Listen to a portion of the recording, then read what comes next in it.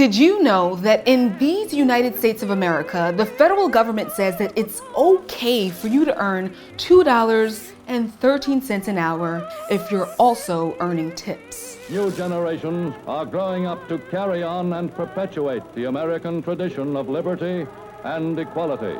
How? You can't even get on a bus in New York City with that. Today's baggage: tipping, minimum wage, and the fight for economic justice. Minimum wage and tipping have long been a hotly contested debate in American politics. Today, Uncle Sam sets the minimum wage at $7.25 an hour. The sub-minimum wage for tipped workers is $2.13 and has been on ice for decades. This means that in 15 states in Puerto Rico, tipped workers take home just enough for a pack of gum, one taco at Taco Bell, or a carton of half dozen eggs, a mere pittance for their labor. Now, why does this matter? Aside from the fact that we're talking about people's livelihoods, like whether or not they can provide for themselves and their loved ones, it's been in the news, of course. The $1.9 trillion COVID relief bill that had folks out here waiting for their stimmies to drop was first introduced with a federal minimum wage of $15 an hour. It also eliminated the sub-minimum wage of $2.13 an hour. And in pure partisan fashion, Senate officials shut the proposed minimum wage hike all the way down. All the studies show you're actually going to lose more jobs. The last thing you do is increase the cost on businesses. So we'll be fighting this in every way that we can. Some Democrats like Bernie Sanders say that they will continue to fight for 15. And that's not a bad idea, because the history of tipping in America is racist. Let's take it on back. Tipping began in feudal Europe. Aristocrats and nobles mainly used the practice, and it was eventually brought to the United States by Americans who visited Europe and wanted to seem cultured. Yeah, bruschetta. Why are you saying it that way? That's how it's supposed to be pronounced. People like it when you embrace their culture. Stateside, tipping caught on in the 1800s, and following the Civil War, spread throughout the country. Emancipated black men often worked as Pullman porters on trains, while black women worked in restaurants. And despite being freed, both groups were first exploited and denied wages, only working for tips. That was until the Pullman porters organized the Brotherhood of Sleeping Car Porters, the first black union in the United States. They went on to earn an actual wage, but this wasn't the case for black women and other folks. What happened at emancipation with the wage basically going to zero, with the idea of tipping being mutated from an extra or bonus on top of the wage to becoming the wage itself, to becoming a replacement for wages, really cannot be understood as anything other than a devaluation of Black lives and women's work. Saru Jayaraman is the president of One Fair Wage and the director of the Food Labor Research Center at the University of California at Berkeley.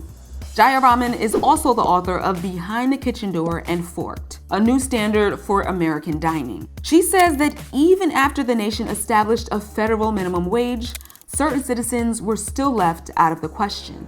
And so that became law in 1938 as part of the New Deal, when everybody got the right to the federal minimum wage for the first time, except for millions of Black workers, farm workers, domestic workers, and tipped restaurant workers who were told, you get a $0 wage as long as tips bring you to the full minimum wage. So we've seen the minimum wage for tipped restaurant workers go from nothing to 25 cents with the New Deal, unless you're Black, to a whopping $2.13, which is the current standing.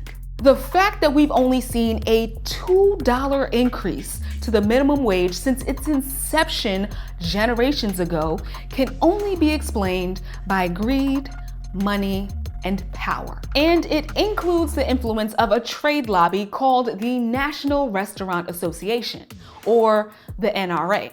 Not to be confused with the other NRA. It's a lobbyist organization that represents restaurants like IHOP, Applebee's, and Olive Garden. If you ask the American public, should tipped workers get a full minimum wage? should people, regardless of race and gender, get a full minimum wage when they work, people overwhelmingly say yes.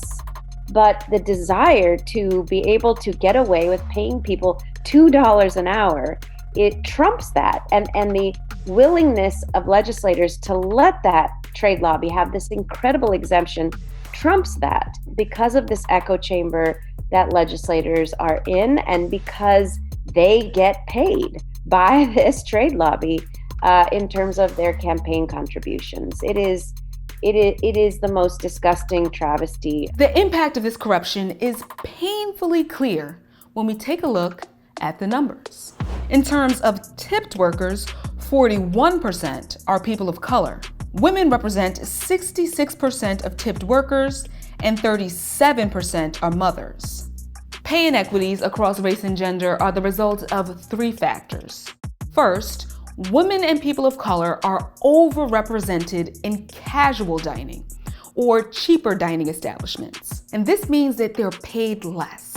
Next, Black and brown workers who make it to fine dining or upscale restaurants often work in the back of the house because racism. And color me surprised, but Black workers receive less in tips than their white counterparts. According to One Fair Wage, Black women in New York and Massachusetts make $7.74 and $7.79 less than white men, respectively. Ultimately, these Black women earn just 60% of what white men earn. We must be committed to building a movement in America that says no more blaming the poor. Reverend Dr. William J. Barber II has been fighting for economic justice and issues of equality for decades. He is the national co-chair of the Poor People's Campaign and believes that in order to successfully achieve a $15 minimum wage, poor and low-wealth people across color lines must unite. I don't believe anything when it comes to economic injustice is accidental. It is all intentional, which is why you can never have a discussion about racism separate and apart from a discussion about economic injustice. And you can never have a conversation about economic injustice separate and apart from racism.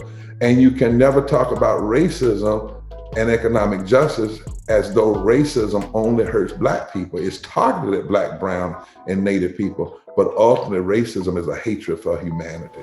Reverend Barber recently co-wrote an op-ed entitled VP Harris, Maybe You Were Elected for Times Like This. In it, he calls on Madam Vice President to do the right thing. And he reminds us that racism isn't just about violence or racial slurs. Racism is not just police brutality. It's ugly, what we saw happen to George Floyd. But racism is also when you use public policy to block people from healthcare and they die.